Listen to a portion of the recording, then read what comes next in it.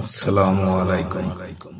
বিশেষ করে যারা বায়াত গ্রহণ করেছেন তাদের জন্য এই ভিডিওটা খুব মনোযোগ সহকারে দেখবেন এবং শেয়ার করবেন।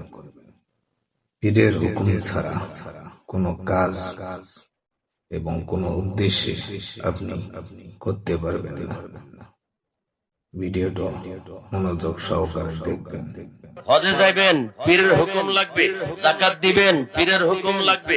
কোন মাজারে যাইবেন জিয়ারত করতে, পীরের হুকুম লাগবে। ঘর বানাইবেন, বানাইতে হলে পীরের হুকুম লাগবে। ব্যবসা করবেন, করতে হলে আগে পীরের হুকুম লাগবে। কেন বাবা সব কাজের মধ্যে কেন পীরের হুকুম?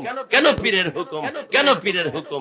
ভাই আপনি মারা যাওয়ার পরে যেভাবে আরেকজন গোসল না দিলে গোসল করতে পারেন না, ঠিক তদ্রূপ যারা পীর ও মুর্শিদের কাছে বায়াত হয়, এটা তার মূল মৃত্যু হওয়ার পরে যেমন লড়তে পারে না, মুরিদ ও পীরের হুকুম ছাড়া কিছু করতে পারে না। বড় করে বলুন সুবহানাল্লাহ।